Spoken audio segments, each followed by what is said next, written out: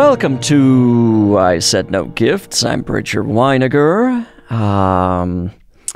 Well, what's happening? There is, at least the last I knew, there was a silver Kia going about 95 miles an hour down the 134 who was not happy when I changed into his lane doing the speed limit, and I just want to apologize to him. Sir, I hope you find peace. I hope you get wherever you need to be on time. That was a little, I'm rattled. I'm a little rattled, but I also have some good news. Last night, it was time for bed. I went to close the shade on the back door, and as I did, I looked down, and underneath the gate, a little skunk came squeezing under and headed into the backyard, and I have not felt a rush like this since I went indoor skydiving. It was such a thrill to see that little skunk on its way somewhere. I don't know where, doing some business in my backyard. It's welcome anytime. It was so truly 8 inches away from me, and there was no fear of being sprayed, so it was really, it was delightful. It was a fun surprise before bed. Is there anything else we should discuss? These are probably the two most important pressing things in the world. So then we can move into the podcast. I just adore today's guest. I think she's so funny.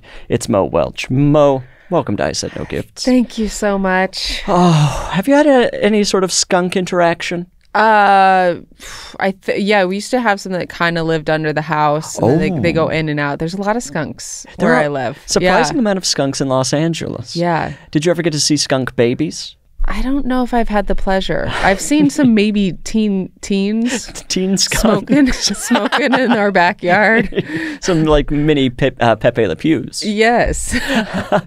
Were you ever like around them? Was there any fear of getting sprayed? I'm just I'm fearful that my dog will get sprayed. So that's kind of the nightmare. So my dog is old, and so even last night he wants to go out like 4 times. My sleep is so broken this poor because animal's of him. bladder. Yes. But I basically have to go outside and watch him go to the bathroom because I don't want to, there's raccoons too. So I'm like, I don't want. Oh, that's even more dangerous. Coyotes. Oh God, your dog is a target. I know. How old is he? He's like 100. I don't know. Because I adopted him. Right. And I tell the story on stage, but it is true that when we got him, they said he was 2, and then our vet said he's at least 10. Oh my God, this is an Orphan situation. Yes. The movie Orphan. Do you remember this movie? They adopt a little girl and find out that she's like 50. This is exactly what it is. I gotta write that down. Oh my God. That's exactly what happened to you. And now I've just recently found out I can't recommend this documentary because it's garbage, but it's called like The Curious Case of Natalia Grace, which is I watched that. You watched it? Of course I did. Well, then maybe you can tell me what happened because I had to turn it off. I still don't. I feel like it wasn't. Maybe it's just me. Maybe I also don't watch the end of it, but I was like, I feel like it wasn't conclusive. I feel like they were just like, well, we'll never know how old she is. It's so annoying. I know. It's like, it truly to me is like the perfect thing for me to watch. If it had been well made, I would have watched 1,000 episodes. Yeah. But it's like, I don't feel like I'm going to get answers here. And it doesn't feel like the people being interviewed still know what's going on. I think it should be illegal to, if you don't have an ending to your documentary, to make us go through 7 hours. Not a moral thing to do. Find a birth certificate. Hire a private detective. Get to Eastern Europe and find out where this person came from. Find out if she can drink legally. It's so annoying. It's really annoying. And it's like, yeah, because now you can't tell me what happened. We just have to kind of speculate as to whether or not she was 4 or if she was 98. Right. And I was they did do a good job of like steering us in a direction of like, okay, she's definitely old. And then the next one I'd be like, wait, she's young though. So I was going back and forth. And there's never really an expert, at least I gave up pretty early, but it's like they're talking to the dad, the son in the basement, and then like some nosy neighbor. Right. You're just like, it felt like Hollywood where you're just like, well, how old is she? You're like, is she young? Is she old? We'll never know. It could ruin her career. Right. Everybody loves her for how young she is. Right. And meanwhile, she's trying to kill her family. That was another thing where it's like, I think this is about where I turned it off, which actually was kind of an exciting part. She showed up in the parents' bedroom holding a knife. Right. But then, there was no evidence. Sorry. There was no evidence, and she didn't kill them. She didn't attack. Right. So she may have just found the knife and needed to know where it needed to be put or something. Right, in the middle of the night. Mommy, Daddy. I want a sandwich. I'm cleaning up. How do I make a sandwich again? I have the knife. I have the biggest possible knife. But you watched all of it? I think I did, which is it's terrifying that I forget everything. You know, I think my brain makes me forget because it's like, well, what if you want to watch this again and enjoy it like Game of Thrones? Yeah, it's kind of a self-preservation thing. I think maybe that's a good way of looking at it because I forget everything as well. Rather than thinking, oh, I just have no media retention whatsoever. No. It's my body saying, you want to enjoy this again. Yes, you have to think positive. Yes. Have you seen any good documentaries recently? I think so. Have you seen of course. Have you seen the one, and we've already talked about this on this podcast, but The Man Who Wants to Live Forever? I haven't, it's like Netflix is like, I promise you should watch this. Please watch this. And I just keep going, I just don't want to watch it. I can't get myself to watch it. I mean, I will say that one has some pretty clear answers. The answer you're looking for is this man normal? Right. And you find that out pretty quickly. And he's telling you immediately how old he is. Yes, that's the difference between these documentaries. Exactly. Yeah, these kind of go hand in hand. Maybe that's where he got the idea to make it. He's like, I'm going to outdo that documentary. I'm going to tell people how old I am and how old I could be. 22. No, I watched that. It's truly insane. And then, I mean, news keeps coming out about him because he's out of his mind and is constantly trying to stay in the news cycle. And this is an unfortunate piece of news that I learned yesterday. He's now, God, I don't even know if I want to talk about this on a podcast. He is now posting screenshots. He's tracking his nightly erections and his son's, and they're comparing them. Oh, wow. And how old is his son? His son's 19. Okay. So this, like, if this gives you any idea of what we're dealing with. Right. It's and I can't imagine how he's now dealing with the air quality in Los Angeles. I mean, remember when dads just wanted to play catch with their sons? Another era. Yeah. Another era. Now they're having their DNA edited. They're like basically brainwashing their children into giving them their blood. It's, am I selling this documentary well? I mean, yeah, that's the wrong sign in Netflix. I mean, look at us trying to get specials over here. We can't get a fucking special. What do I have to do? Can't even get a 15-minute. Yeah, take my blood. This man's got Spin an hour. my blood. Oh, okay. So you've got skunks living under the house. Ultimately, that's what's important. Yes, yes. Do you have to call animal control? Yeah, we did call them, and they got rid of them in an okay way. In a humane way, where they have like the hook that they pull them out. Yeah, I have no idea how they really do it. I think they're like, we signed you up for improv classes. Everyone out. Everyone head to Franklin. This is the first real close encounter I've had with wildlife in the last little while. I feel like the fires are kind of making these animals go all over the place, I imagine. Oh my God. Imagine living on the west side and then as a skunk, and then all of a sudden you're on the east side. You're headed past Western. You're on the 5, and you're just like, I never thought this would be my life again. You have your passport, a few pictures of your family. You're like, well, I might as well go to Kitchen Mouse while I'm here. Sorry, local reference. Kitchen Mouse, 2 locations. Wow. Great restaurant. Everybody head to Kitchen Mouse. Actually, I will say the last time I was at Kitchen Mouse, I had a pretty messy sandwich. That's my worst fear. Horrible feeling. I hate that. I also think if you sell a sandwich, I do think that you should cut off the ends so that it's not messy on the end where the lettuce is falling out and everything. So that shouldn't touch your hands. Yeah. That's a really good point. I think it should just like go to Natalia Grace, get that knife. Trim up your sandwiches, LA. Yeah, I don't want to feel lettuce on my palm. Yeah, who wants that? No, I just want the bread there. Wow, you're making an excellent point. I mean, I'm having a really good year. You're finally turning it around. Yeah. I wonder though, like, aesthetically, is that going to look too clean? It's going to look like a perfect parent. Like the parent who spends too much time on the sandwich. Right. And your kid just wants beans. We all know children just kind of want a bag of beans at school. You want to be the kid at school who brought beans. They want the lunch that Uncle Buck packed for Macaulay What did he Culkin. pack? I don't know. It was like disgusting. And all the kids just go, they're at the lunch table, and then he opens up. He's like, anybody want to trade? And all the kids go, and all the chairs go. There's like smoke from the speeding off. Wow. So is that what happens in Uncle Buck? He's a bad parent? Uncle Buck, he's the uncle, and he has to take over as the parent, and he doesn't know what he's doing. He's gambling. He's going bowling. He knows exactly what he's doing. Yeah, he's having the time of his life. It's the greatest movie of all time. What happened to the parents? They had to go to Indianapolis because the dad had a heart attack, the grandpa.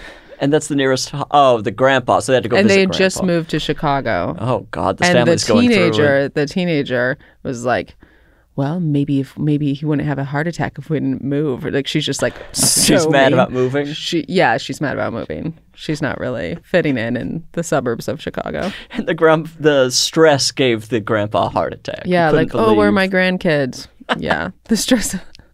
What are we supposed to take away from this movie? Uncle Buck got his life together.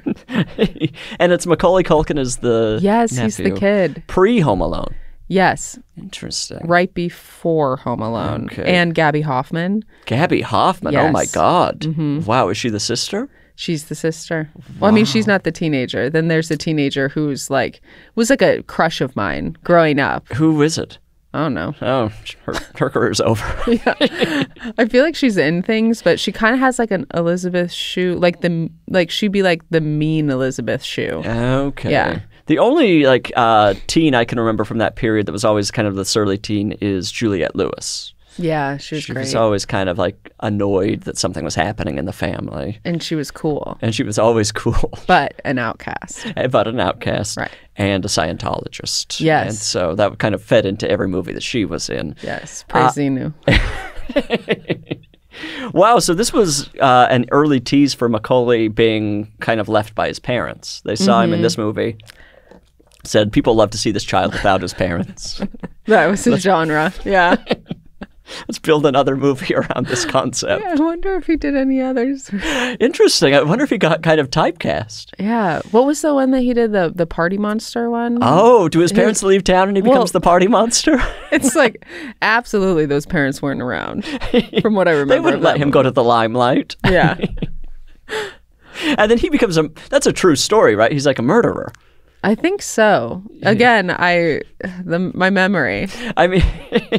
He wants me to watch it again.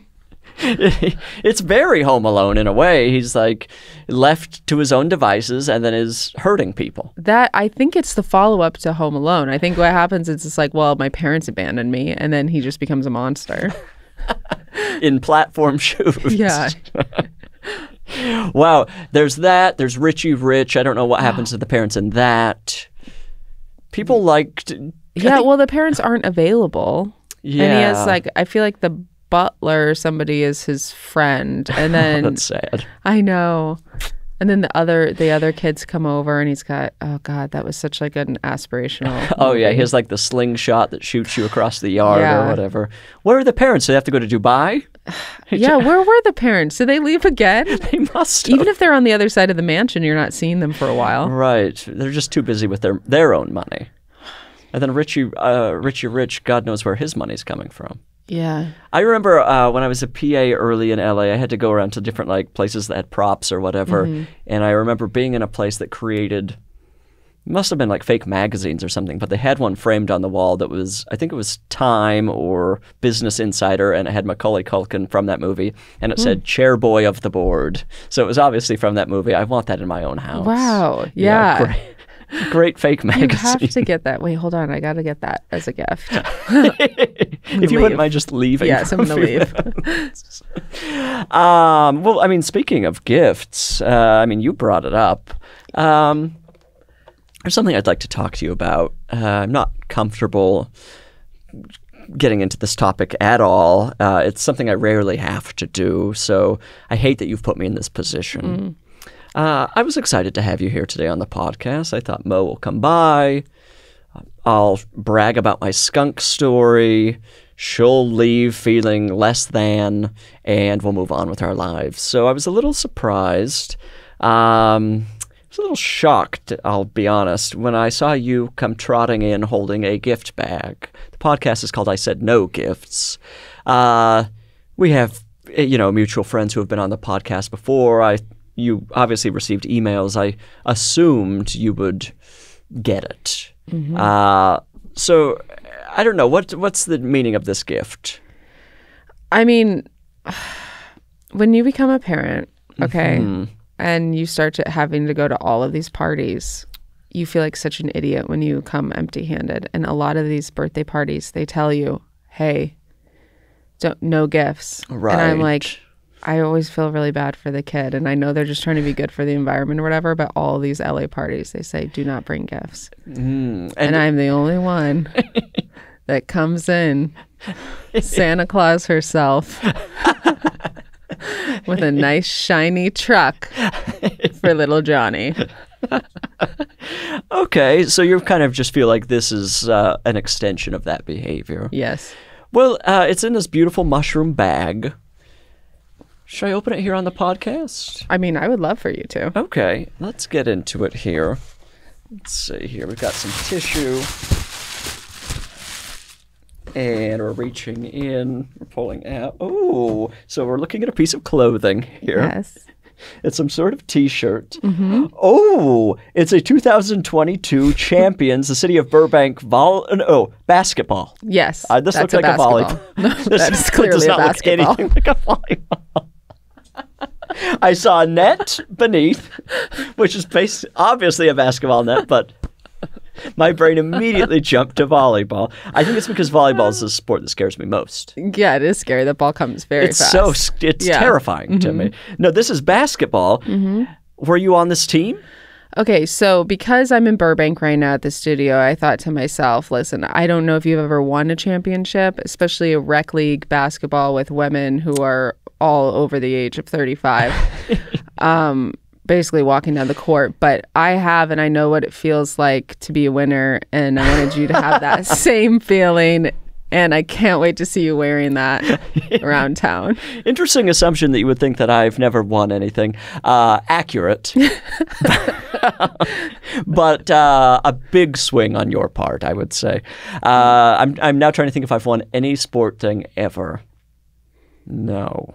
I have gotten trophies. What are the trophies for? Well, I'm from Utah. I was on the junior jazz for a few years, and, they would give you a trophy regardless of skill level or yes. Whatever you added to the team. Was John Stockton your coach? I wish. My God, I would have loved to have John Stockton as a coach. He was my hero. Fellow short person. He's short, right? Yeah, well, he's also a guy that, he's just one of those guys that if he's wearing regular clothes, you're like, there's no way this man plays basketball. No And I love people like that. You're like, there's absolutely no way. He looks like a math professor. He does. Maybe not even, I would say like a high school math teacher. Right. Just kind of jeans and a bad shirt. Yeah, he's always looked like a dad. Even when he was like 21, he looked like a dad. Forever 50. Mm-hmm. And but a very good point guard. Yes. One of the all-time greats. Look at me acting like I know how one of the all-time great basketball players. Is he he kind of coaches now, right? I'm not sure what he's up to. I think occasionally I will do a little Google search of John Stockton. Of John Stockton, or players where I'm like, what do you do after retirement? Yeah, usually you either, from what my experience, you coach or you open a car dealership. Right, or a restaurant. Oh, a restaurant. Elway's. Magic Johnson? Yeah, Michael Jordan, which I always was confused by because I'm like, all these guys ever did was eat concessions. Nachos. Cotton candy. What do these guys know about food? Elway's is still a thing. I think it's in the Denver International Airport. I think that is the exact timeline of a basketball player. They start the business. Mm-hmm. It succeeds for a little while, but then it's no longer successful enough to stand on its own. It moves to an airport. Right. Yes. And then eventually dies. It does. And I don't even think with the car dealerships, I feel like I mean, it's really funny to think of a popular player like LeBron all of a sudden has car dealerships. It's become, now they're like media moguls. Oh, yeah. Or even on the lowest level become social media, like eat my gummies. Yeah, that is kind of the new thing. Right. Like, if you were a famous athlete in the 90s, you had a car dealership, and now you have it all. Right. Because I'll go home on occasion, and there's still the Karl Malone car dealership. And it has a very funny sign because it says, on the side it says Karl Malone's body and paint, but if you just see the first few letters, it just seems like a business that's for Karl Malone's body. But it's like an attraction, a roadside attraction. It's like a King Tut situation. He's just lying in a coffin or whatever. You're like, it's not a bad idea. After Carl passes, yes, they could tour him. We'll bring through it to his people. Who was your team growing up? The Bulls. Oh, are you from Chicago? Yeah, I'm from Illinois. Yeah. So we really had a rivalry. We did, yeah. Because there was a point when the Jazz were good. Right, extremely good. Almost good enough. Yeah, not almost. Quite. You know, I moved to Chicago basically when the Bulls became really bad, right after all the championships. Tough. Yeah, so it was tough, but then I became, I don't know, then I was like, well, now I'm a fan, an even bigger fan. Yeah, because you have something to root for. And then, you know, you get to that point where you're in your early 20s and I'm like, what am I doing watching all these games? Like, nobody's... I'm not getting anything for this. Nothing. Yeah. No one's moving forward. They're just losing game after game. And I'm just spending hours. And I remember I used to watch the Bears games and like when I was in college, and I would just be like at my apartment watching them by myself in my room. And I'm like watching these people live their dreams. And I'm like, it's I gotta satisfying. Get outside.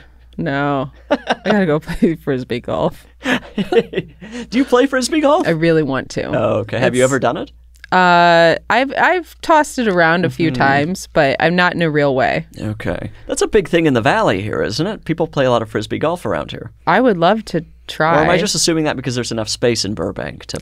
I feel like that's true. Okay. Yeah. This is the only place in LA that it's happening. No, I feel like frisbee golf is something I could do.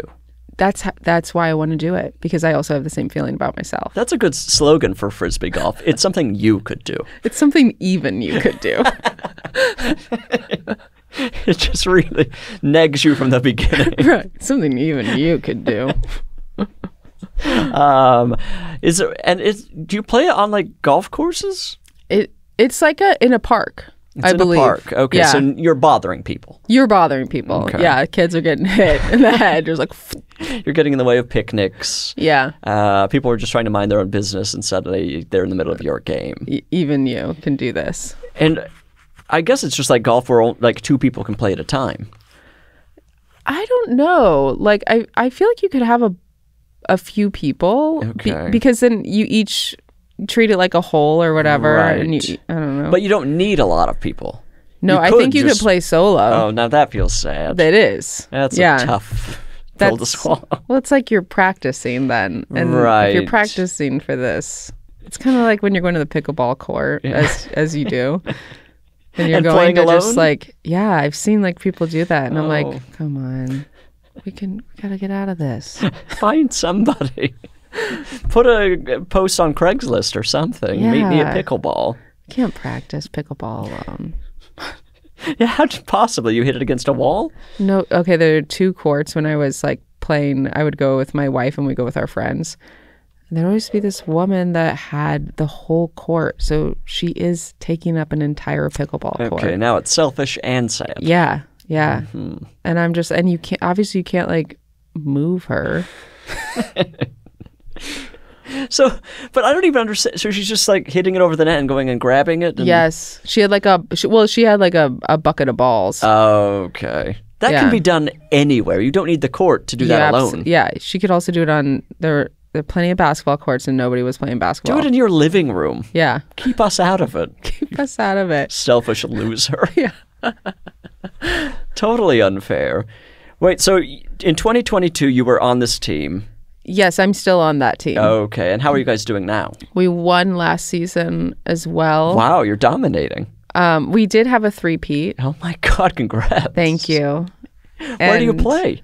It's at the Olive Recreational Center. It's like right in Burbank. Okay. Yeah. And do you have a coach? No. It's rec basketball. I've been playing in this league, that league for like over 10 years, I think, at this point. So we've been a team. At this point, we just can't leave. We've been playing together for so long. And we look so bad. Like when teams, like younger teams will come in, they're like, I'm about to beat these. Like, these little big do they asses know. up. Yeah. Little do they know we've been playing together so long that You're we a have well-oiled chemistry. machine. Yeah, of course. You know everything about each other. Wow. Did you play in high school or college? I played in high school. I played in I played 1 year of junior college basketball. Okay. So you must be pretty good. No. I mean, I was when I was like 20.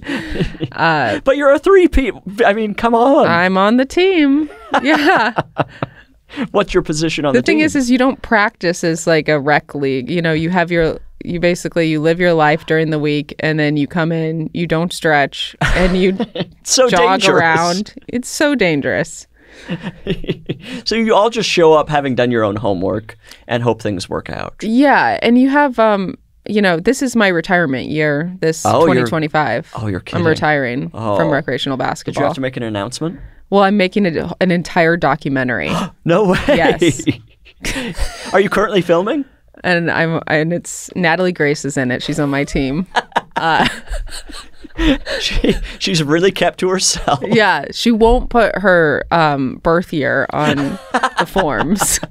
She won't sign the release. Yeah. It's holding up the documentary. It really is. We just blur her out. There's a small blur just all over the court. It's been really difficult. It takes so long to edit. People have had to pull her aside and say, Natalie, you are ruining the documentary. And the thing is, she's a beast on the court. And she gets a triple-double every game. We're rooting for her. Yeah, we are.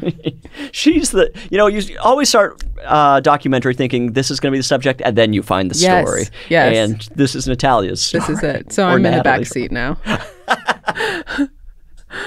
How long have you been shooting this documentary for? Like 2.5 years. Oh my God. This is what incredible. happened is I started to film it during a season, and it was going to be our big, okay, we want to win the championship. Right. And we were by far the worst team. And we kept getting beat by 30 points and then 40 points. Ooh, that's tough and to we were hear. so bad that I was like, well, I can't go out like this. And so then I tried another season. So now I'm basically on my third retirement season. So in that first season, you said this is the last time. Yeah, I thought that was going to be the last one, and then the next one. And now I've actually stooped to paying players. I'm going to be paying some players' salaries. Can I ask how much you're paying them? I'll give them it depends on how good they are, but my plan is to give them like an envelope of $200 and see if that's enough. Just kind of watch their face as they open it and see how they react. And see if that's enough, I guess. So do you know when the final game is? Yeah, it's probably going to be in maybe July or something. I'd love for you to come. I will be there. Okay, great. Put it on my calendar. Send me an invite. Amazing. Annalise, write this down. I've got to go to this game. I will be there. I'm going to be the final shot of this documentary. Yes, you are. It's just going to be all of a sudden you're in the game. Scoring the game-winning point. The first time I've ever been valuable to a basketball team. Amazing. Amazing ending. Do you guys have a team name? Let's see. I'm trying to. We were the '99 Bulls because it was like the worst. Oh, I love that idea. In team history. But I've been calling the documentary "Last Chance Me." Okay. Oh. So maybe it'll be called "Last Chance Me." Oh, that's nice. I would love. I mean, even your listeners, if anybody has a good idea for a team name, we have until April. Okay, we've got until April for a team name. I'm going to start brainstorming things. The Bridgers. I love Feels it. decent. Yes. First thought, but it's like, why not get the name out there? I love it. You become a sponsor of a women's basketball team. The Curious Cases, the Natalie Graces. The names are right here for you to take. You're right. It's going to be a hard decision. 99 Bulls. I like that name. Mm-hmm. So 98, they were okay? Yeah, they won. Okay. Yeah. That must have been when I stopped watching. Yeah. Then Then it was like they have to root for a whole new team. And Right. I kind of just lost interest at that point. And as you should. now every year I promise myself I'm going to get back into watching basketball and then don't do it, then regret it. It's there are a lot of games in a basketball season. Ton of games. And now WNBA and NBA, there's double the amount of games to watch. Well, the women don't play as many, but so if you want like a smaller, this is good. Yeah. And they play in the problem for me is that they play in the summer. Oh. And I'm like, there's so much to do in the summer. That's a bad schedule. It is. I think they should be the same time. Get more eyes on it during the fall. Oh. I think it should be like an opener-closer situation in the NBA, like where sometimes the WNBA closes. That's a good idea. It's the same day. Right. You have to sit through 2 full basketball games. Right. That's not a bad idea. That's kind of the only way you can do that to double up on the schedule. Yeah, summer. I can't imagine sitting around at night during the summer watching game after game after game. Well, I was gifted before the WNBA kind of, and I'm so happy, blew up. And yeah, it's really exploded in the last few years. It's incredible. But the season before that, I got season tickets for my birthday as a gift. And I love watching basketball. Sure. I mean, I'm wearing a Sparks hat right now. Yes. I say yes like I know. I have no idea what these teams are. And like a huge basketball fan, went to maybe 2 of those games because I'm like, you have to plan your entire schedule around this. It's an event. It's more than like going to the opera. Right. You have to drive somewhere. It takes up hours and hours. I can't imagine what the parking is. Yeah, the parking. Where do they play? You have to, at Staples Center at Crypto.com Arena. That's a long way to go. Yes. You have to find something purple to wear. Oh, of course. You can't show up not in purple. You can't. Ejected from the game. Immediately. Yeah, and how many games a week are they playing? Well, they don't. It just depends on how many home games they have. But it was enough where I was like, this isn't worth the money. Wow. Yeah. Okay. And I'm not the type of person. I'm really bad at being like, okay, well, I'll sell them this week, or like, I'll reach out to my friends. A job. I know. Are you kidding me? I'm like, no. Yeah, that seems. Now that I'm thinking about it, it seems like it's such a luxurious thing to have season passes. But now that's the most stressful thing I can imagine. It is. It's just like the planning. Don't do the guilt. Yeah. The worry. And it's like, oh, I got to be in town for this. Oh, I was going to go to my sister's wedding, but I have a Sparks game to go to. It's like owning a dog. Yeah, it is. Less rewarding. They should, yeah. Yeah, I think it's more just find the games you want to go to. Go to them. Don't go to them. I like one game a year. That's really all I need to go to. Wow, one. Yeah. Okay. In all sports, one game. I'm like, I don't need. That's about 10 times the amount I need to go to. Yeah. I see like the traffic going to a Dodgers game, and I think that would be a once in a lifetime activity for me. The game is getting into the game. Oh. It's parking. It's the whole hassle of getting your hot dog, getting your Dodger dog, all of that. It requires so much more than the actual game itself. What is a Dodger dog different than a regular hot dog? I think it's just longer. Oh, okay. But here we go again. It's coming out of the sides of the bun. Oh, and we that's don't the like last this. thing I want rubbing up against my hand. Hey, just this is how we eat hot dogs. 2 hands, like a corn on the cob, just eating the bun. So it's just longer. And are they building the gondola? Have you been tracking this at all? Not at all. None of us. Apparently, we don't want the gondola being built. Where is this? Where is Some it going? moron is trying to build a gondola from, I think, Griffith Park to Dodger Stadium. Wait, that's long, right? Yeah, I think that's quite a ways. How do you even keep that up in the air? Wait, So if they're going from Griffith Park to Dodger Stadium, they're just going over the highway? I think so. And How again, exciting. obviously, I don't know that much, and I'm just making things up. But that would be exciting. But I think we're not supposed to want this. It's kind of Olympics vibes, where it's like, this just seems like a wasteful thing, that there's probably a better solution. But And it's going over people's houses. It's going over people's houses. It's running into birds. Yes. It's scaring people in their cars. Yeah. Just screaming as you drive down the 101. That seems extremely dangerous. Even if it's a short distance, a gondola is dangerous. It could fall to the ground at any time. And also, have you ever had fun in a gondola? Has anyone? I'm having a blast. It's a thrill ride. Slowly moving down a cable. It's just like, whoa, oh my God, look how high we are. Oh my God, wait, there's my car. I will say the gondola, have you been up the one in Palm Springs? You know what, that's the one I do want to go on, actually. It's exhilarating. Because I don't remember it unless it's on the way out of town, basically. Yes. It's kind of the first thing you see as So you're you headed went on into it? it. I've been on it. I was like, who goes on that? People Very like me. exciting. And? I had such a good time. It's kind of scary. Mm-hmm. It feels old enough that something could happen, so you're a little like, oh, this is exciting. That's a good point. And then you get up to the top of the mountain, and it's no longer deserty; it's more mountainy, it's such a drastic shift from Palm Springs. And do you get out at the top? You get out of the top, and I think there are hiking options. My boyfriend refused, so we kind of just had to sit in the lodge. And wait to go back.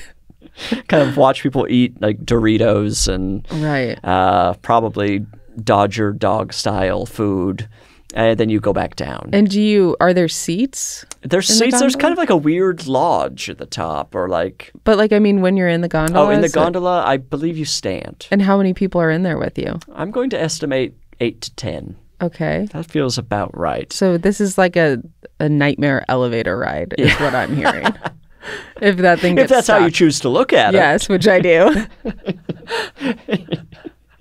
I kind of see it as a little splurge, a little vacation, a little cruise. I appreciate that you're going out there and you're doing the tourist activities. attractions in Palm Springs. I think that's the one I've ever done. Oh, I've done that, and then there used to be a thing called the Robo Lights. Are you familiar with this? No. This thing was incredible. This was one of the weirdest things I've ever experienced. There's an artist, I guess that's what he is out there, some sort of thing, and I think he comes from wealth and owns a house in a nice neighborhood, but decades ago, I think, started collecting garbage and things like this and turning them into structures in his backyard, giant robotic structures, spray painting them, turning them into all sorts of robots and things. And every year during the holidays, he would open it up and you could go wander through it. Oh, wow. Obviously, I think that bothered the neighbors because he's just literally in a neighborhood. And some annoying neighbor got it closed down. Oh. So, but it was kind of the thing you would do in Palm Springs during the holidays. Oh, that's fun. I have to imagine all that garbage is still there. Yeah. I imagine if you remove it, a bunch of toxins fly into the air and kill the neighbors. It's out of the closet. She's like at a thrift store. He just donated it all to the Goodwill. Yeah, what do you do with it? Like a spray painted organ and T-Rex that you found in the trash. It's like, but I think he might do private tours now. Oh. So those are the two things I've ever done. Those are the in Palm two. Springs. Well, I've been to the date farm. There's a date farm. Oh, I where would you love just to go to the date farm. But I overdosed on dates because I've never had one since. I had a date shake. I've had a date shake. Yeah. And then I bought dates there because it just feels like, when you go to one of those places and you're like, they have all the things, like when you go into a fudge store. And I'm like, course. I don't eat fudge. Like any other time in my life, but you're like on Mackinac Island or something and you're like, okay, I guess I'm eating fudge now. And you have to buy a brick of it. And then you just have it. You in your always house. buy too much fudge. Yeah. You should probably buy like the size of a stamp of fudge and you'll have enough. But you buy the thing that's literally like you could build a home with those. Yes. And then you're like, well, I'm sick of this flavor. And my mom always gets it. She goes on vacation, goes to like Door County, Wisconsin. And she'll get me these bricks of fudge. And I'm just like, I hate to say it, but I'm like, there's chocolate at the store. And I don't want to put anyone out of business here. I mean, my feeling with fudge is you just ask for a sample, then you leave the store. You've had enough. Yes. Yeah. But which again, we don't want to Are put you them out of ever business. guilty? Are you ever, samples I give, like even with frozen yogurt, it's just like, You feel if guilty I with the sample frozen it, yogurt? And then I go, well, because then you do that thing where you lie and you go, I'll be back. I just have a show. And then I'll come back. I just don't want to eat it. And then you're lying. I often do that with like small boutiques or like local stores that have stylish but too expensive goods, and they're small, and it's like you're the only person in the store, and of course you're not going to buy anything. So then you have to say, "I'll be back next weekend." Yes, you'll back never is the be best. back. Yeah.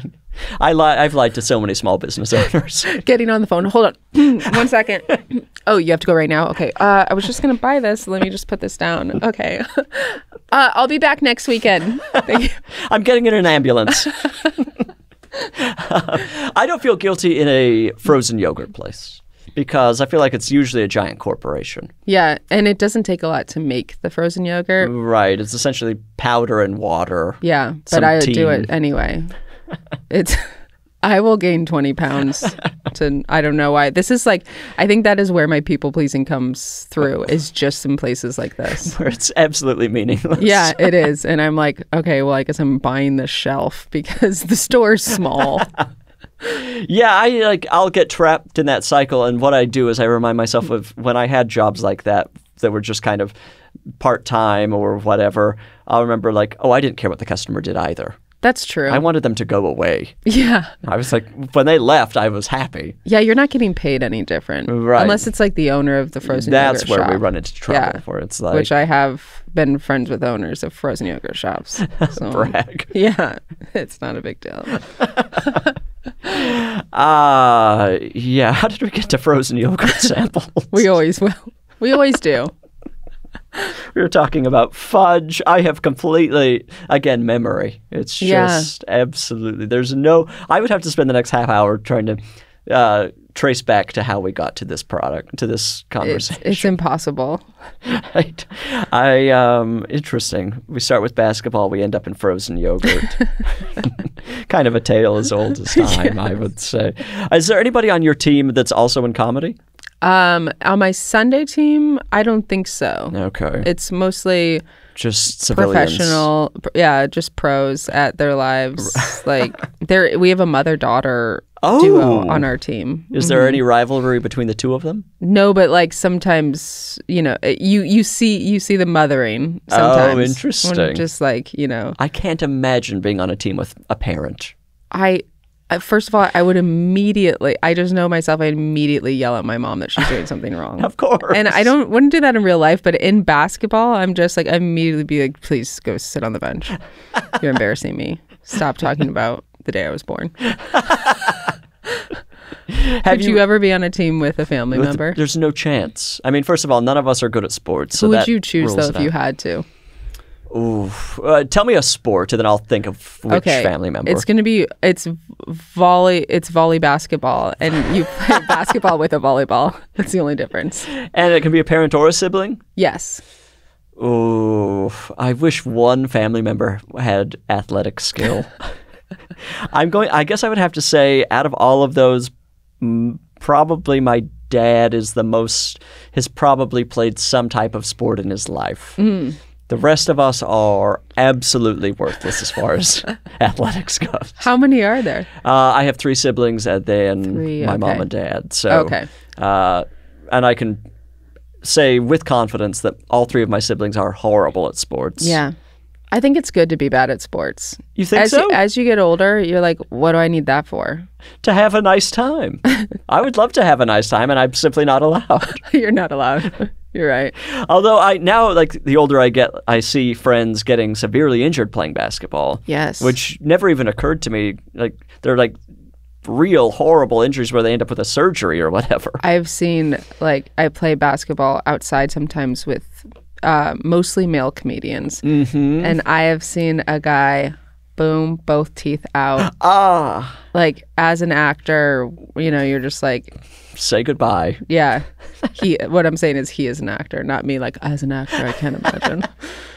I'm just like, okay.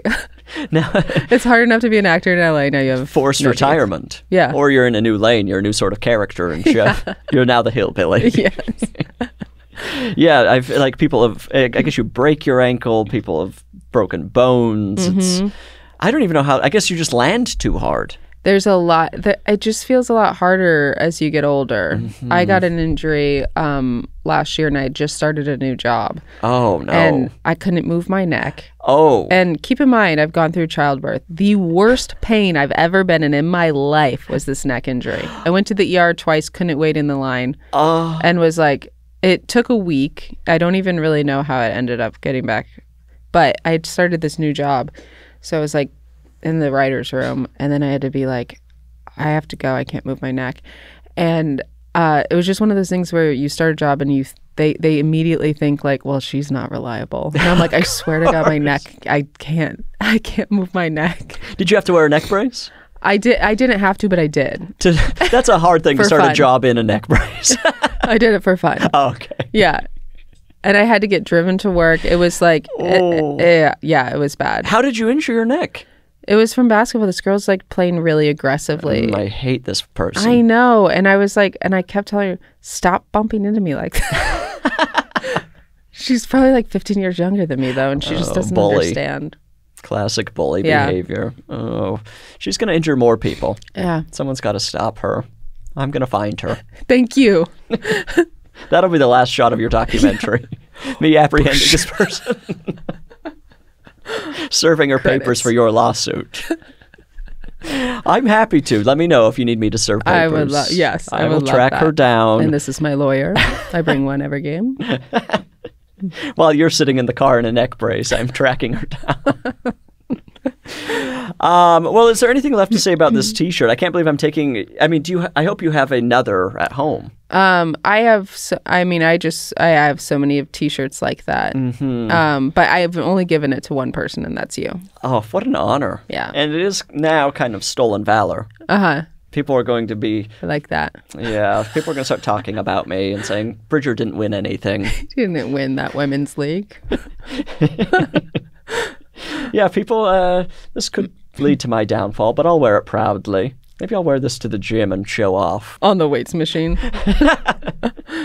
And I feel like this will be long on me. I won't even have to wear shorts. I can just go to the gym in this, and a pair of shoes. That'll be a new look for me. That's how I imagine you go to the gym, and I like that.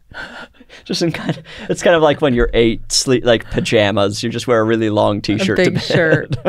Oh my God. That's going to be me. My daughter she usually just wears a shirt of ours, but she's kind of fancy, and she has to wear she'll wear a silk collared shirt of ours to bed. We're like, okay. Do you feel like meeting? Raising a kid in LA brings this out in them?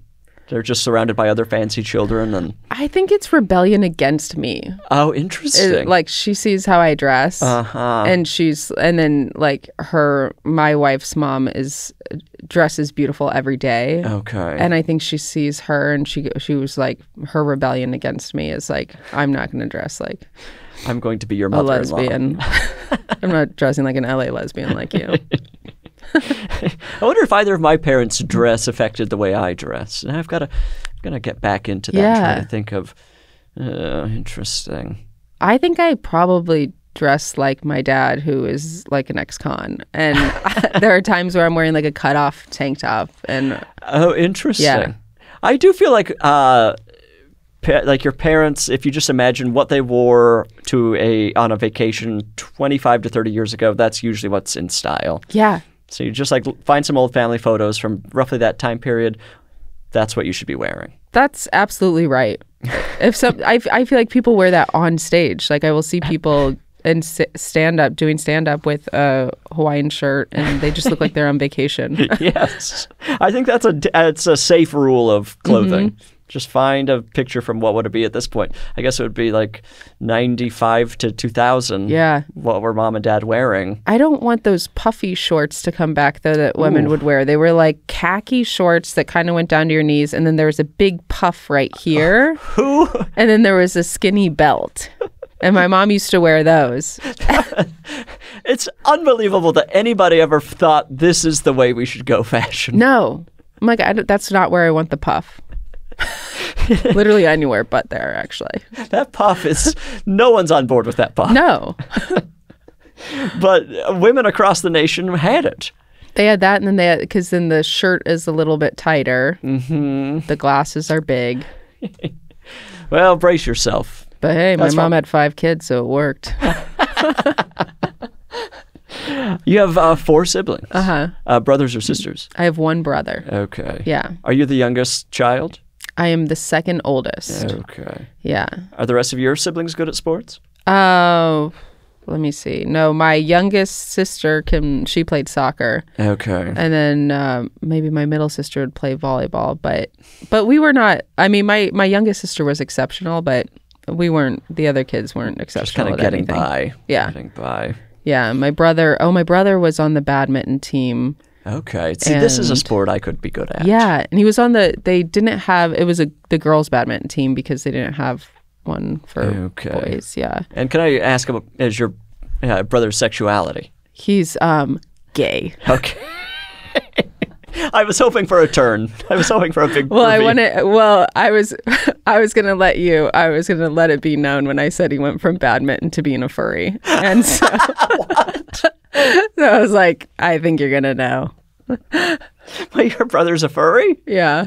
That's incredible. Yeah. How does? I've never known a furry or someone. I've never been this close to a furry before. Yes. Did you watch the evolution? Like, how did this unfold? I did. So he used to be like, he had so many stuffed animals growing up. Okay. No, I was like, tracking. No, he was, so he was, there's like an app. Okay. And you have an avatar. Right. And it kind of, like, I don't really know a lot about Pokemon culture, but it kind of reminds me of, it's like, feels adjacent to it. Okay, sure. And so he had his avatar, and he's a dragon named Sin, S-Y-N. Okay. Big red dragon. And so he was that for a long time. Not furry, by the way. Interesting. It's a scaly creature. Thank you. Sorry, brother.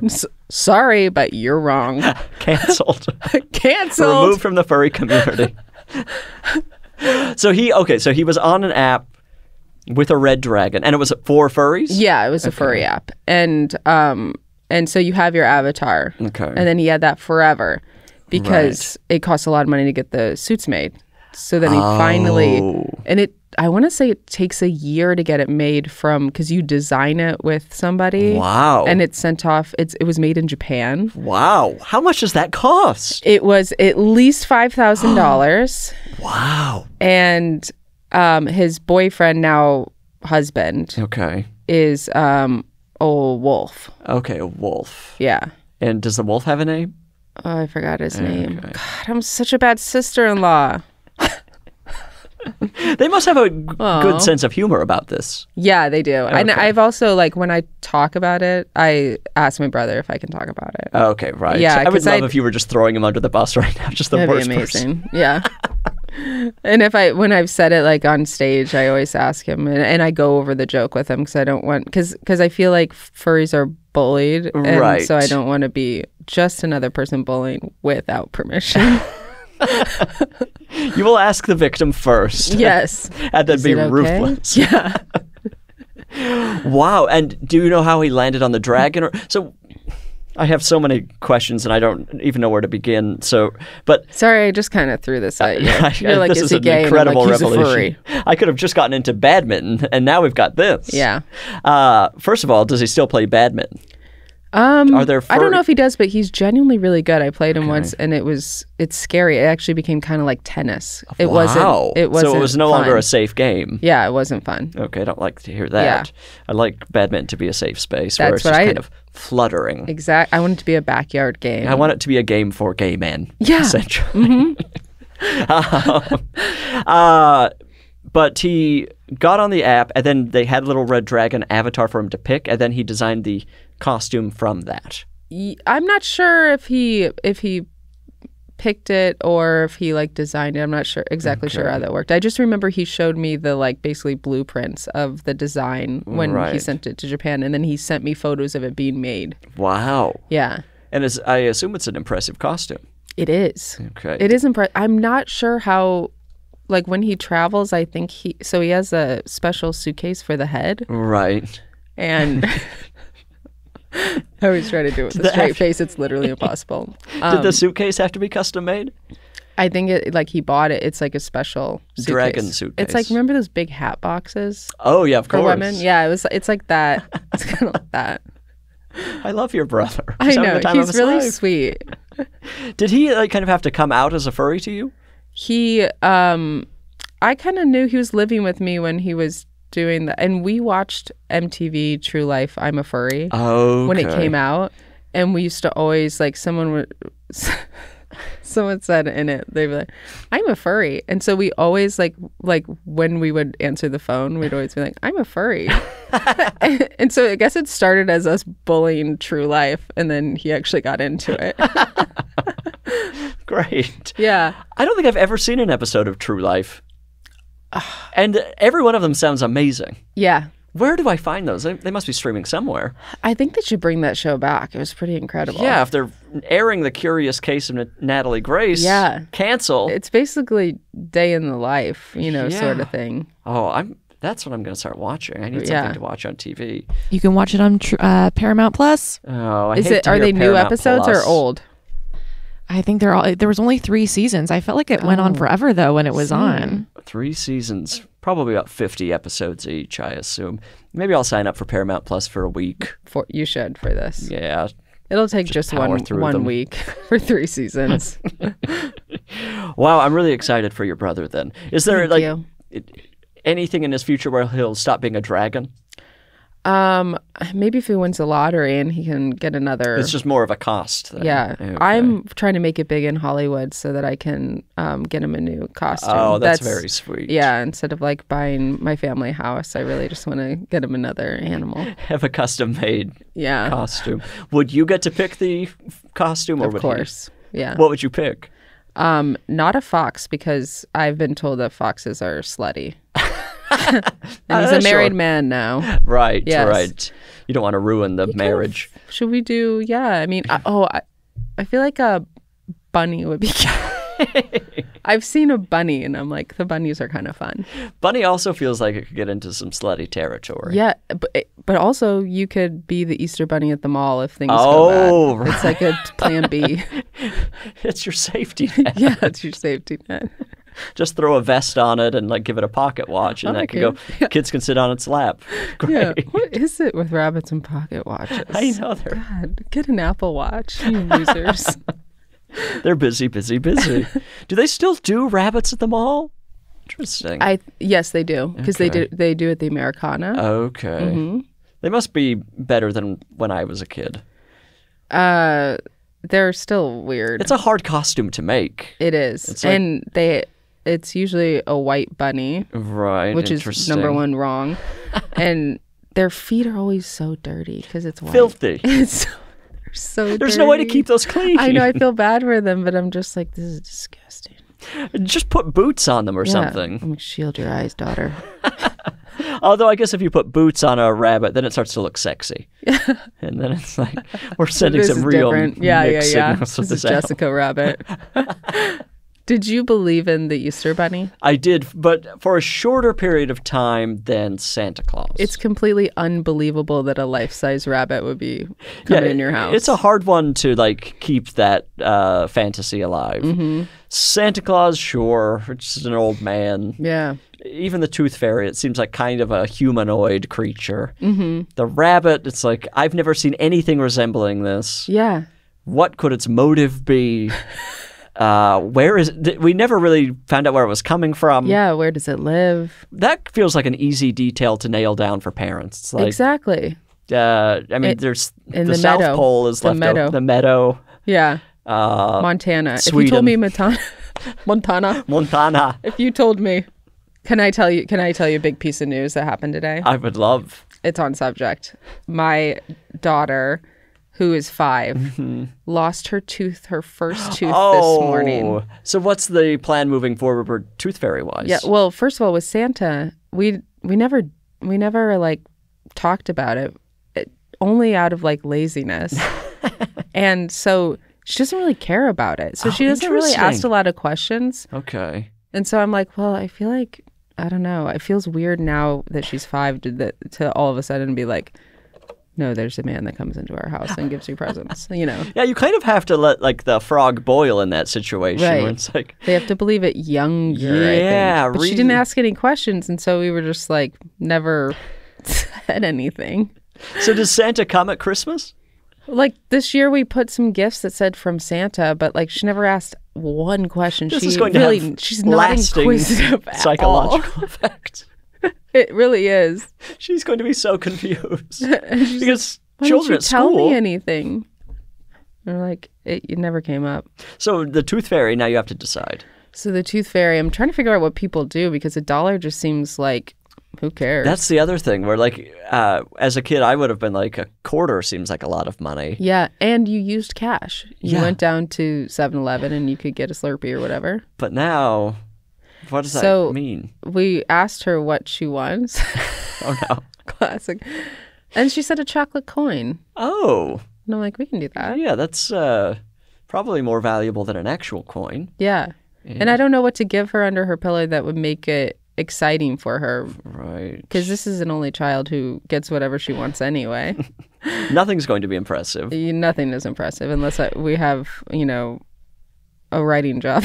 Right, exactly. Yes. And then I feel like with the tooth fairy, it always like kind of peters out. Like there's a few teeth get lost and a little bit of money is given, and then the parents like, okay. Do you know why? It happens all at once, where Christmas is spread out. Oh, But all of a sudden, interesting, right? aren't you like losing your teeth all within like a year and a half or it something? happens pretty quickly, right? Which Yeah. is also terrifying to think about. Yeah, imagine it's just like, Things. yeah, it is actually. It If is nobody terrifying. prepared you for that, you'd be like, what is happening to my body? I'm Yeah. dying. I thought she had a seed cut stuck in her mouth, Oh, and then realized there's another tooth that was coming, and yeah, what's happening in the mouth is just a horrifying mystery to everyone, I think. it's disgusting. I remember it feels like, you know, they get their teeth. It's a huge ordeal. It's so painful for them, and then the next thing you know, they're falling out. And you're like, God, I hope it doesn't fall in the tub. Like, I hope we have the tooth. And then my wife told me this morning, I'm keeping the teeth. And I'm like, you're collecting the teeth. You're going to be one of those people collecting the teeth. Yes. A lot of parents collect at least a few of the teeth, right? I feel really emotional that she lost her tooth, but there's no way in hell that I'm collecting those teeth. It's like one step away from collecting their hair. Yeah. It's just like you're collecting their dental records. Gross little thing. Yeah. Ugh. When did you stop believing in Santa Claus? 3rd grade. Same. My mom was sick and she was just like had the flu and she didn't have time to wrap any of the presents and her handwriting it's so her. And so I saw that and so I went in the basement when she was doing laundry and I was like, Santa Claus isn't real. Wow. And we had a really scary basement. So I was like, Santa Claus isn't real. And then you know what she told me? Oh, I'll never forget. What? She said, don't tell Michaela. Michaela is my older sister. Oh. All of a sudden, I had power. How much older is Michaela? 10 years older. 50, yeah. When did you find out? 3rd grade. I didn't put it together. I feel so jealous of you. No, Christopher Gibbs told me in class. What did he say? Santa's not real. And I don't think I was really that broken up about it. I think I was still skeptical. Right. I think there was still like, I don't know if this is entirely true, but it did it cracked the case open a little bit, and then I started putting things together. And then my older brothers were started hinting about it. I think the final step I took was on my Christmas list, I thought, well, I'll ask for a bag of magic. And if Santa's real, of course he can give it to me. But my parents will not be giving that to me. I didn't get bag it. of magic. Case closed. My parents are fools. Bag of magic. It could have been another year It could have been of joy a for you. I had to ruin it for myself. There's basically an industry that is built around keeping Santa's secret because even when you watch the children's movies, it's like the adults that are like, well, if you don't believe in Santa, well, your mom doesn't believe in Santa. And that's why they always have these It's ruining her life. storylines. Yeah. She's absolutely losing it because she doesn't believe in Santa Yeah. Claus. I have friends now, I think this might be a more modern thing, where they let their kids believe in Santa, but any good gift that the child receives is from the parents, not Yes. Santa. Yeah. So the child learns these are the people I can count on, Right. not some made-up thing. Yeah. I mean, I can't wait to tell her. I can't wait for her to come to me and be like, wait, what is this? What is You're this going to all tell her in the about? middle of a fight. Yeah. Guess what? My mom, when my mom found out Santa Claus wasn't real, basically she was too old and her mom had to tell her. How old was She she? was in 5th or 6th grade. Okay, so your sister takes after her. Yeah. Mm-hmm. Naive. And her mom said Santa Claus isn't real. And she said, does that mean the Easter Bunny isn't real too? Good for her for putting kind it of together. putting it together pretty quickly. But then. I'm like, you also believe I know in the Easter? Easter Okay. Bunny's usually the first one to go. Right.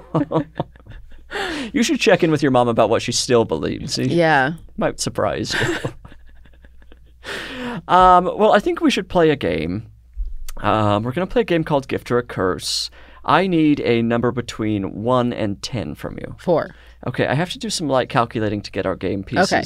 Right now you can promote, recommend, do whatever you want. I'll be right back. Okay. Okay. Right. I'm watching the SNL documentary. I don't want to promote that though. They never hired me. Don't watch that. If you guys want to watch me, I have a special out on Hulu. It's called Dad Jokes, where I go and I try to find my dad after not seeing him for 20 years. And you gotta watch it to believe it. What happens at the end? That's a way better documentary recommendation than the first one. That one actually has something to do with you. I know. Like, guys, watch the SNL documentary. Everyone go watch Mo's documentary. Yeah. Fantastic. It's such a great idea. Yeah, someone had to. Somebody had to. Someone in my family had to. My brother shows up. You were all with competing. a sin. You all pitched on this documentary. Yeah. I won. Okay, this is how we play. Do I have anything to recommend? I never recommend anything anymore. And now that I've brought it up, I feel like I have to recommend something. I'm actually going to look at Spotify. I feel like I've opened a door here. Okay, I've never known how to pronounce this guy's last name. He used to be in the band The Walkmen. Hamilton Lighthouser. Lighthouser. He has a song called Knockin' Heart that is unbelievable. Is it a country song? It's kind of like a garagey. It's a love song. Oh, okay. It's so good. Okay. That's a good one to recommend. I liked dragging you into that. Yeah. Hey, I like. I mean, I won't remember that. Do you like country music? I don't like music. No, I'm just kidding. I was listening to. I wanted to see why everyone was listening to Chris Stapleton, so I've been listening to that. And did you find out why? It's. I mean, yeah, it's like it's nice. Okay. Is it like? It's country, but it's not like country. It's not like radio music country. Yeah. It's more. Yeah, it's not like the stories aren't extremely basic. Like it's not like Toby Keith. Yeah, it's not like I gotta Drink get a out of the beer. city. It's always like I gotta get out of the city. So I lived in the city for a little while. Gotta get out of there. Gotta get back to my roots. I gotta live It's where time there's to one live. stop sign in the town. Single confusing stops. And they're obsessed with like getting back together with their high school girlfriends. Yeah. Always. Such a red flag. Yeah. She's in such Move danger. on. Yes. She's got this guy that is obsessed with her, now singing about it publicly. Yeah. He's just behind her. She's at her kid's game. He's got his acoustic guitar. Every mainstream country singer is a stalker and should somebody needs to look into that. Okay, this is how we play Gift or a Curse. I'm going to name 3 things. You'll tell me if they're a gift or a curse and why. Okay. And then I'll tell you if you're right or wrong because there are correct answers and you can lose huge. Great. I'd love to. All right. Number 1, this is a listener suggestion. The listener is an interesting one. It's called Mad Scoops Ice Cream, some sort of ice cream business that listens to the podcast. So now they've gotten free advertising, and God knows where they exist. I hope it's good ice cream. That's all I'll say. They listen to the podcast, so it must be wonderful. Okay, gift or a curse. When people say protein when a bug lands in your drink and/or food. Curse. Why? That's disgusting. That's like, I mean, if I feel like that'd be like if the hair were in your food and you're just like, it's a gift. Like, you know, it just feels like a lie. Like you're just saying something bad happened to you and you just want to rebrand it. And sometimes it's just bad. Correct. Yes. Oh, that's a curse. That's, I mean, in my opinion, that's, first of all, that seems really irritating. Don't mind your own business. Mm-hmm. Second of all, that bug is a person. That bug has a life. I think it's just there for a little bite or a little sip. And now you're turning it into food. That's empathetic. Yes, I'm an empath. Ultimately, I feel for everything, and it's paralyzing. I think that's a curse. Leave the bug alone. Leave the person who may or may not consume the bug alone. Keep your eyes on your own paper or your own food or drink. If you were on a first date and they ate the bug that landed in their food, and you're just going to be like, oh. Yeah, what does that say for the rest of the relationship? But also, if you're on a first date and a bug lands on your food and your date says protein, also a problem. Yeah. It's a lose-lose.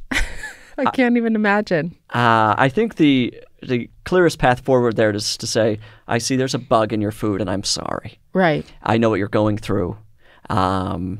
If there's anything I can do to help, let me know. I'll be eating my food. What if they touch your food to get the bug out?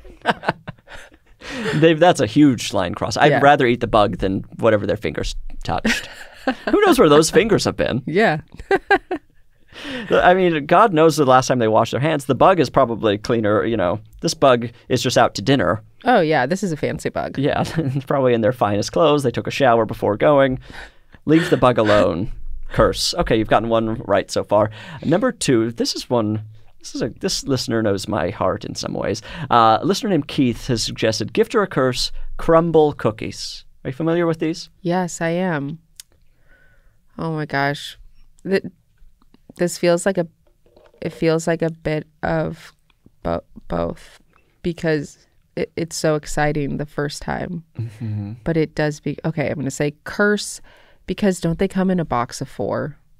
That's a good question. It feels like impossible to finish them, and I can't let cookies just sit on it's a curse to me. It's a curse to me in my body and my mind. You get the point. This is, I have different reasoning here. This is maybe the most passionate thing, the thing I'm most passionate about. I might run for office on this issue. I think crumble cookies, and God bless us all, are horrible. I think it is the worst type of cookie you can eat. I think that it's a scam. Mm-hmm. I think they're truly, pick any cookie in the world, it'll be a better cookie. Go buy a bag of Oreos. It's a better cookie than this. These are made to take a picture of.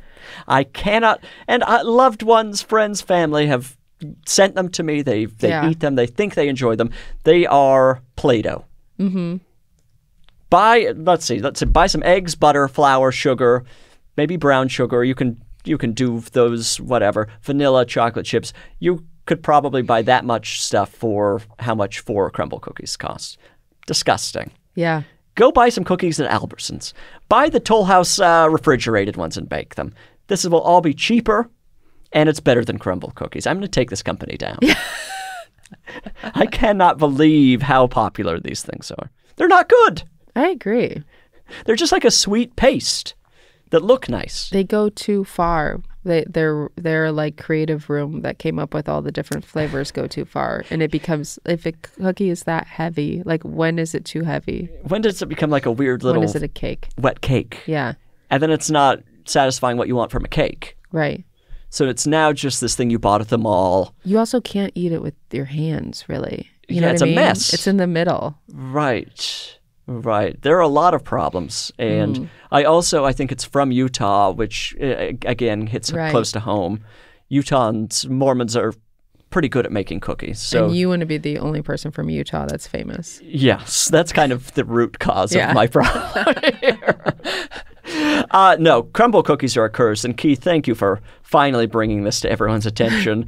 What an important issue. And more people need to be talking about how horrible they are. Mm-hmm. And if anyone wants a recipe or anything, reach out. Or also just go literally buy Chips Ahoy. It is more satisfying. Nutter butter. I mean, I could go on and on. Now I'm out of control. Okay, you've gotten 2 out of 2 so far. You're over telling people to eat Nutter butters. Where have we gone in this podcast? As if Nutter butters are good at all. Nutter butters are delicious. No, they barely taste like peanut butter anymore.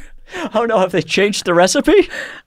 Once you have it as an adult, trust me, it's underwhelming. And so is the peanut butter cookie from Girl Scouts, the all peanut butter one. Oh, Yeah. I've been curious about that one recently. You know what? They ripped it off from Nutter butter. I'll say it.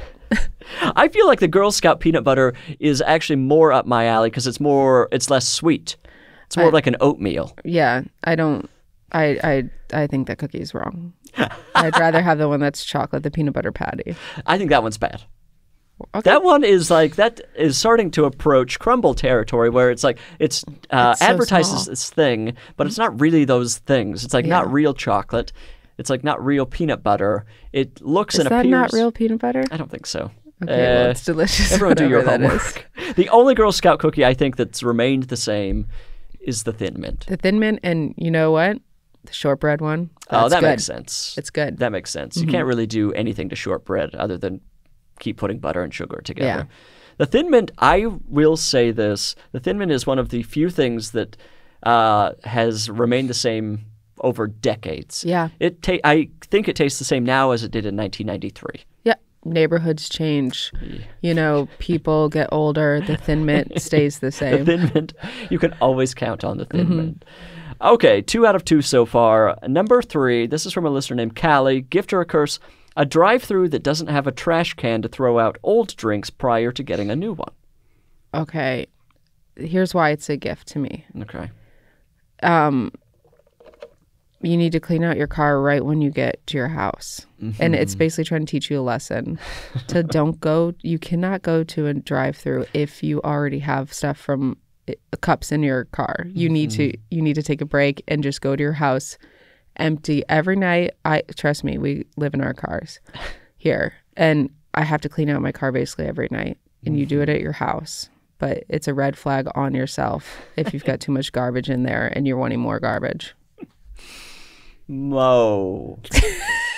You win the game. Wow, really? This is my exact reasoning. This is about personal responsibility. The drive-thru is not your maid. The drive-thru is not your personal dumpster. They don't owe you a garbage can. They owe you the drink you paid for. Mm-hmm.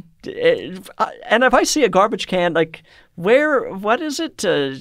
Where is that in the placement of the drive-thru? It's getting confusing. You're reaching out the window, or there's garbage flowing out of it. Have you ever seen one of those without garbage flowing out of it? No. Yeah. Because that's the last thing the employees think about. It's got to be impossible to clean those, the ones that have the little chute. Yeah. How do you get into that thing? You probably have to have a lock and key. Or something, a password or something. And they're usually made out of that weird gravel rock. And they probably each weigh 1,000 pounds. And I'm sure there's an animal living in every one of those. Those things are a curse. Nobody owes you a place to throw away your old drink. Mm-hmm. Get control of your life. I have a car garbage can, not to brag, I got it on this podcast, and it's changed my life. That's what you need to do, is get your little car garbage can going. And then if you don't want to throw it out every time, once a week, you just empty your garbage can. If you have a kid and she's not in there, I always throw shit in her car seat. Because it doesn't roll around. Right. That's a perfect kind of garbage can. Carries children and garbage. Yeah. That's how they should advertise this. Once your child has outgrown it, it's now just a trash can. It's perfect. Well, congratulations on winning the game. Thank you. Very well played. Annalise, do you have your gift or a curse? I do. What is it today? Annalise is now going to present a topic that we both have to answer to, and then Annalise will tell us whether we're right or wrong. Okay. It's really just a quality check. Being the first person to clap at an event. Ooh. Do you want to go or should I go? You go. Okay. I think that is a gift, and this is largely about being a leader, not a follower. You're making your decision right there that you enjoyed the performance. You're setting the trend. And if nobody else claps, you may be humiliating yourself and disrupting something. But you made the choice. You took a risk, and it's going to pay off huge because suddenly you're going to be surrounded by applause and you're going to think, I started that. Yeah. I'm the clapper. What do you think? Curse.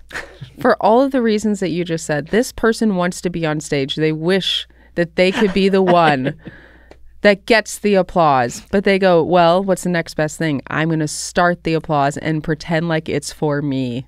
Okay? I'm going to make it about me. And it's even better if nobody claps. And they're the first one to stand at a standing ovation. I know it. Curse. Wrong. They're the star now. Good for them for taking control of their life. Leader. Annalise, what do you think? Bridger's right. It's a gift. I'm Loser. sorry. I'm sorry, Mo, but you're just jealous. All those reasons just point to you just thinking, you know, I wish I could be that brave. I wish I could be the one to clap first. Because that's me. Every time somebody claps first, I'm thinking, God, I wish that was me. I wish I had that confidence. And therefore it is a gift because it's something to aspire to.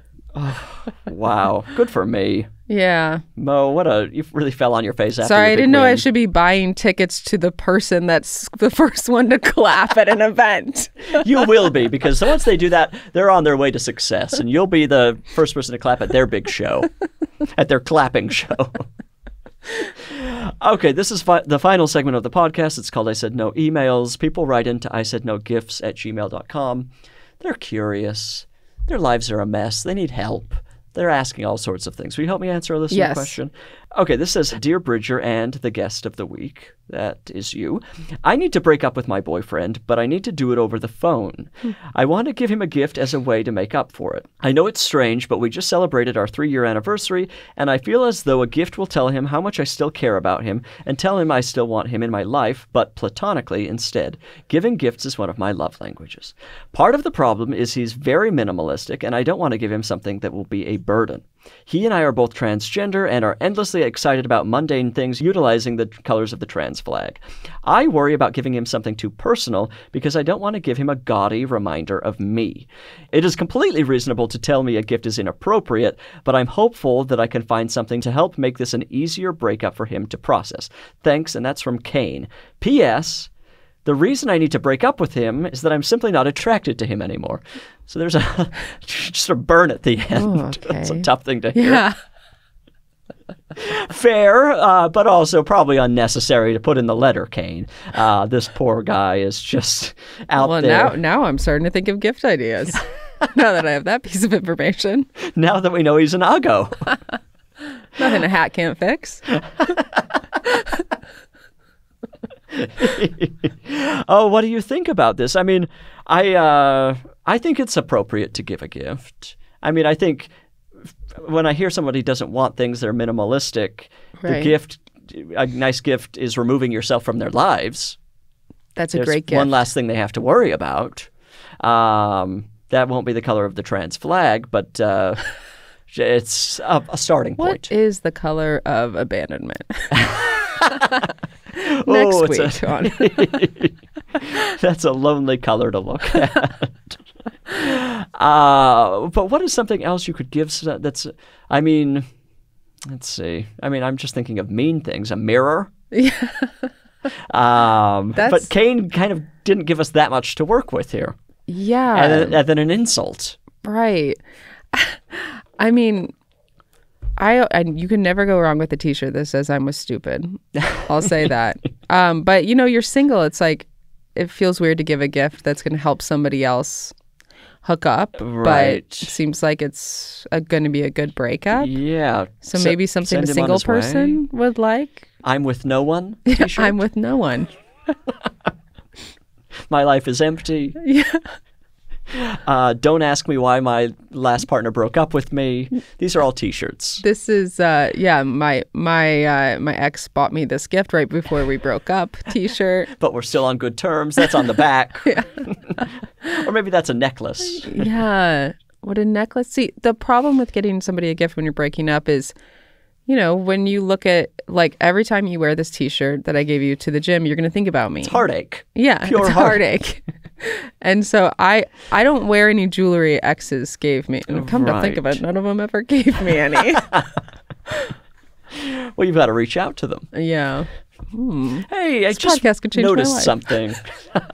I don't know if this is weird, but I know it's been 10 years, but I just realized you didn't give me any jewelry when we broke up. I have nothing to look at and think about you.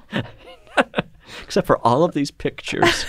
That are on my wall in my secret room in my house. And this country song I'm writing about you. So I think that those are some decent gift options. Yeah. Why not just an edible thing? So he gets to eat it. It's a nice and little you can forget something. about it. I think that's perfect. Right. Yeah. And then it's just like, you mean something to me, forget about me, enjoy not this crumble cookie. Oh, I was going to. Don't you I dare. would never. Just buy the Toll House cookies, bake them. They look kind of like you made them at home. It can't be it can't be. Okay, somebody's breaking up with me and giving me homemade. I'm like, it's poison. That's true. It's got to be wrapped, individually wrapped. This could be like a razor in the candy situation. Yeah. Very good point. So it's got to be. If they drink, I would say a bottle. I feel like buying somebody liquor during a breakup is a tough one. A Trader Joe's gift card. Come on, you can't go wrong. That's not a bad idea. Yeah. Go buy yourself something on your first trip to the grocery store where you don't have to think about what I want. And also, Trader Joe's is great for single people. It's perfect. So many individual items. Mm-hmm. Everything is basically enough for one person. And say all of this in the card. Everything. Download the transcript of this podcast. Just send the episode to them. I think they'll be happy to hear that you're not attracted to them. That'll be a fun little twist at the end for them. I've never, Yeah. Never given a parting gift for a... I don't know that that's a popular move. Right. This feels like you want to be friends with this person. Yes. Still. Yeah. It feels like it's kind of people pleasing. Yeah. It's like, I think maybe what you need to do is just say, sorry, I don't like the way you do your hair. Right. And I know you could change that, but I've seen you with this hairstyle, and there's nothing I can. It's going to be a nightmare for me. You could also do what everyone in LA has done during the fires, which is just go look at your closet and what garbage you want to give to people displaced by fires, and just people are so crazy. Give a bag of garbage. People are just dumping things. It's like, have some thought. You're like. It's like a shelf, a 3-tier shelf with 2 shelves. Here's my broken IKEA dresser. You can't open the drawers, but do with it what you will. And then they're posting on social media, just dropped off a donation bag. Just backed up my dump truck. Made volunteers' life harder. Oh, Lord help us. Everyone's trying their best. Well, maybe not. Some people are trying a little harder. Some people are really giving garbage. Well, Kane, you got your answer. Don't write back in. We answered it perfectly. Good luck with the breakup. Good luck with your new friend or whatever. Hopefully you two can remain friends after what you've done to him. God, you're so good at relationship advice. That's why I'm about to announce my spin-off podcast. Okay, well, you answered the question perfectly. I now have this T-shirt to kind of show off around town. I'm going to be showboating everywhere I go. Yes. The gym, dances, parties, weddings, badminton. Mm-hmm. People will be intimidated by me. They'll be impressed. And then they'll find out the truth and lose all respect for me. Then you'll be canceled. And then I'll be canceled. This is my road to cancellation. Also, it's a really ugly gray, so good luck. I will say this is the worst color of T-shirt you can buy. It is. It's clip art, too. And you know they had the choice. Very lazy Burbank work. Park Department. It's screen printed, so they could have done something decent. Yeah, they give jerseys now. They give jerseys. Yeah. Interesting. They're really big. Okay, of course. It's always really big. It looks atrocious on me. This has been my lifelong battle of whenever there's a free item, it's too big. Yeah. Why can't we occasionally have something that's too small for people? Yeah. Just one time, the whole team gets a small T-shirt, and I get to go home wearing something that fits. It's ridiculous. It's absolutely ridiculous. But this is, the T-shirt itself is literally like the fashion equivalent of clip art. It is. The color, the sizing. It's just somebody said, that's the shirt. Mm-hmm. And I'm thrilled. Couldn't be happier with it. Mo, I've had a wonderful time with you. I've had a great time. Thank you so much for letting me talk with you in Burbank. You're so welcome. Thank you for being here. Listener, the podcast is over. I want you to remain calm. I want you to take a few breaths. I want you to think about what you'll do with the rest of your day and make a smart decision, an informed decision. Do what's best for you. I'm going to let you go. I love you. Goodbye.